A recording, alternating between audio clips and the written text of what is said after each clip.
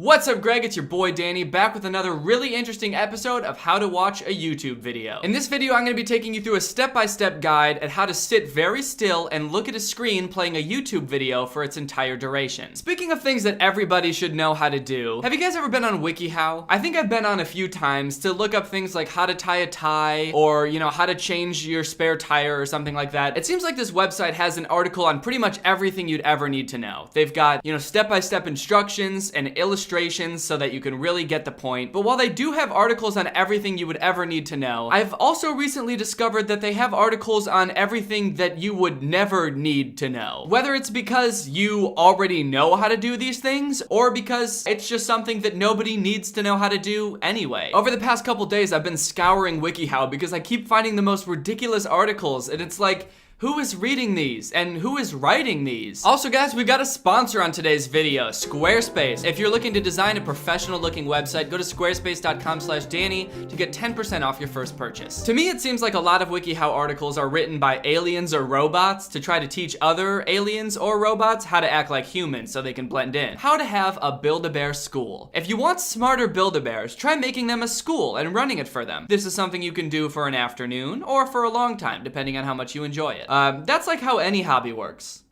You can do it for however long you enjoy it. You're never obligated to continue doing a hobby that you're just doing by yourself. Just as a general rule of thumb. So this is sort of like how to play school. A lot of people play like school or house when they're kids. I used to do that when I was little too, but I would just sort of like make up the rules as I went along. I would play with friends or just by myself with stuffed animals. But this is for little kids who want to start their Build-A-Bear school by the books. Teaching Build-A-Bears is serious business, okay? This article is for people who want their Build-A-Bears to get into good colleges, get good jobs, and make a lot of money. They're not fucking around. So it's got a whole section on setting up. You want to clear out an area in your room or closet. You want to get the necessary school supplies. You want to make desks. You have to attach name tags to each of their desks. That way you don't have moments where you're like, where did this bear sit? Plan the bear's lessons and school subjects. Plan out everything you do in primary school, high school, or nursery. So this is where I think it starts to get like a little bit overwhelming and starts to suck the fun out of playing school. Oh, you thought you could just start teaching your Build-A-Bears anything? No! Teaching requires planning. You need a syllabus. You need a curriculum. And it better comply with your state of residence's curriculum and teaching codes. Like the next step is gonna be apply for your teaching license. You're gonna need to go to school for a few years and take the exam to get a teaching license in your state. But once you do that, you'll be ready to teach your bears. Okay, now we finally get on to running the school. Step 1.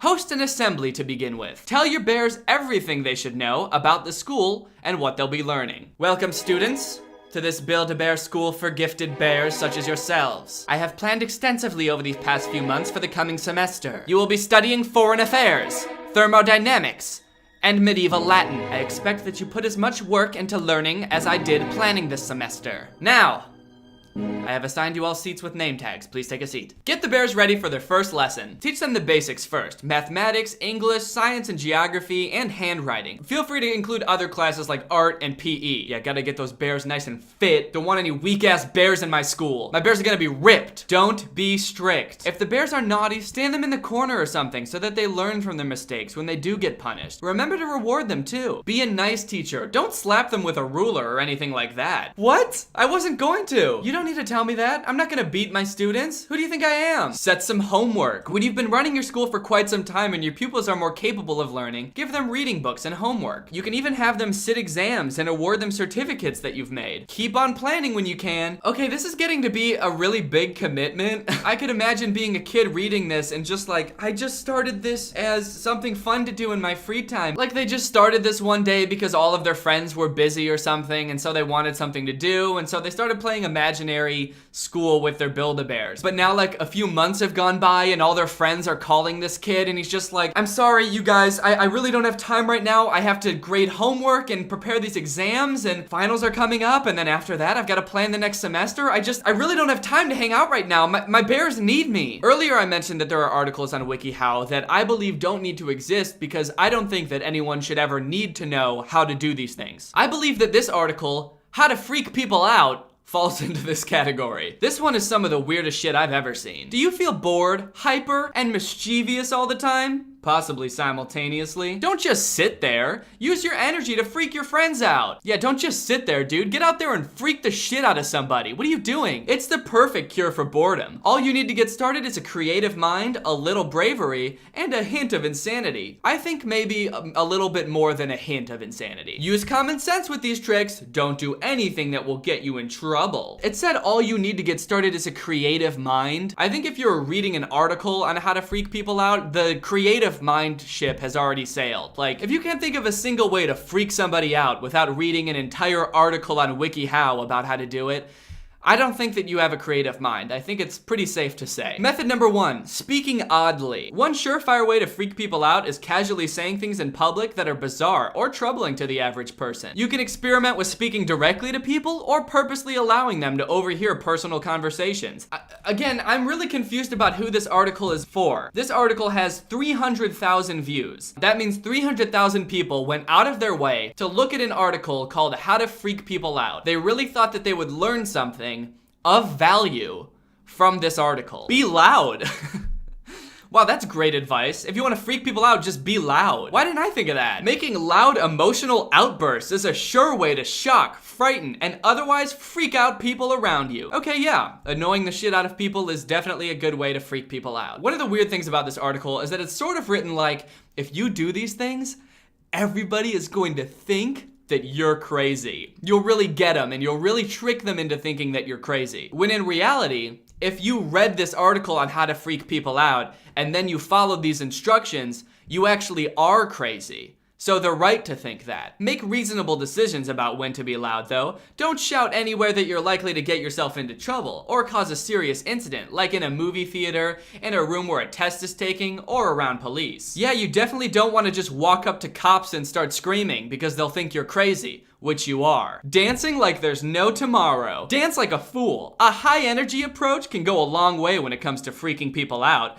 Ridiculous dancing is a great way to employ your physical comedy skills. Look at these people watching. There's a crowd of people watching. Like, this dude has been dancing for hours, long enough for this crowd to form. Look at their facial expressions. Be disturbing. When all else fails, acting in ways that are creepy or downright startling will freak people out for sure. What do you mean when all else fails? None of the stuff above will fail. It's guaranteed to freak people out. I don't like the way this is worded, especially in conjunction with the picture they use for this one. It sounds like it's like your last resort, like, nothing has worked yet.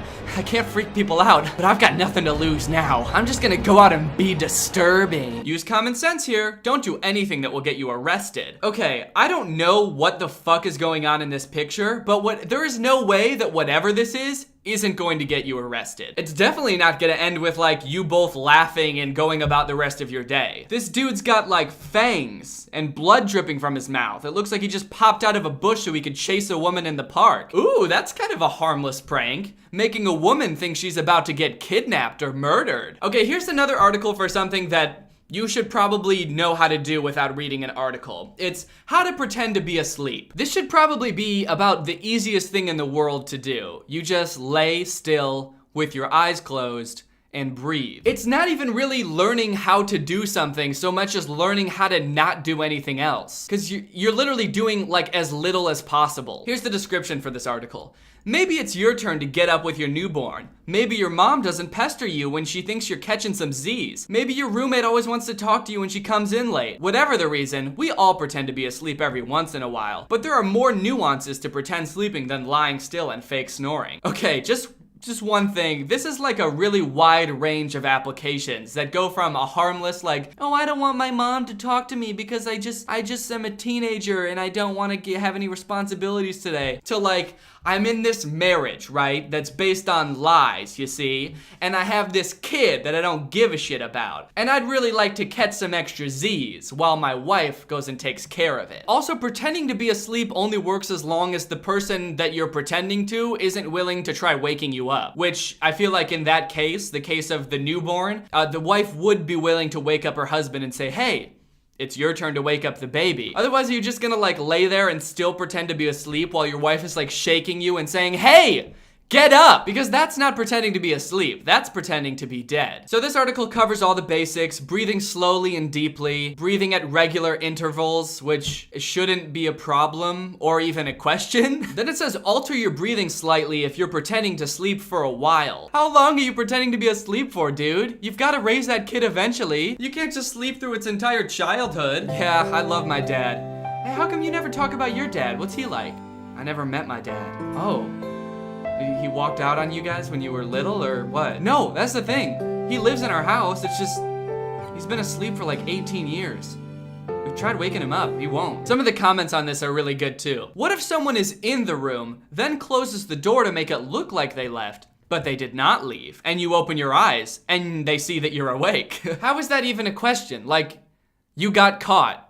You got caught not being asleep. So what, like, there's nothing to do from there. You just have to be awake now. And why do I feel like the person who's typing this is like in this situation right now? He just woke up and made eye contact with his friend and like sneakily took out his phone and typed this question for an answer while he's like locked eyes with his friend. This article I think actually has a decent amount of value for young people. It's something that I feel like a lot of people would look up. It's how to be a pop star. It's got great advice like be wholesome and have sex appeal, which is really a killer combination. But it's actually pretty impressive how in-depth this article goes. It goes from like having a strong voice and having an appealing look into, you know, like networking and applying for talent contests and keeping your social media presence up. But then after all of those steps, it sort of like assumes that those steps worked and that now you're a famous pop star, and it tells you what to do once you become a famous pop star. So it has this whole living the lifestyle section where it has things like know who your real friends are and prepare to work long hours, ignore the tabloids. It's like, is this written by a real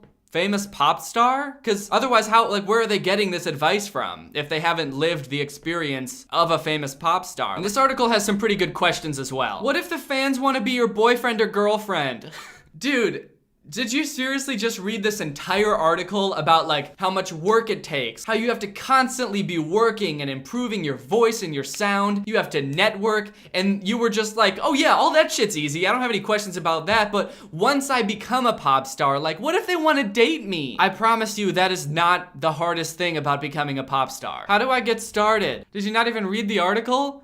It's a whole article about how to get started. I mean, for starters, be wholesome and sexy. That should get you pretty far. Honestly, I feel like I could make several videos about all these weird-ass WikiHow articles. This is only like a fraction of the ones I found, and I'm sure that there's a lot more strange ones out there, but I'm gonna stop there for now. If you guys would like another video about these, let me know. But that brings me to some really great news. I've always told you guys that Greg is a family. Greg is my fan base here on YouTube. We're the fastest growing army on YouTube, but I've always told you guys not to look that up. But today I'm very excited to announce that you can look that up, as long as you use thefastestgrowingarmyonyoutube.com. Thefastestgrowingarmyonyoutube.com is actually a website that was designed by one of us Gregs. His name is Stefan Worth, and he tweeted it at me, and he used Squarespace to make this website. So thank you, Stefan, for making this website. Now we can finally look up who is the fastest growing army on YouTube. You can go right to this website and it will tell you. As I've said many times before, Squarespace is the best place to go if you're looking to design a professional looking website. They've got beautiful designer templates that make your website look professional like instantly. It requires very little work to get your website to look good. The designer templates are so good that it honestly is difficult to make your website not look good. Squarespace is an all-in-one platform, so you can do things like getting the domain thefastestgrowingarmyonyoutube.com. Then you can design the fastest growing army on youtube.com, and if you wanted to like sell something on the fastest growing army on youtube.com, you could set up an online store all within Squarespace. They've got award-winning 24/7 customer service, so if you have any problems, you can contact them and they will resolve it right away. So if you would like to help out Greg by making a website for Greg, or if you just want to design your own website, go to squarespace.com/Danny and you can get 10% off your first purchase. Well, I hope you enjoyed this video. If you want to join Greg, all you have to do is subscribe and turn on my notifications. Thank you, Tiffany B, for turning on my notifications. You are truly Greg. I'll see you guys next time with a really interesting video where I spook you so hard that you die. Bye!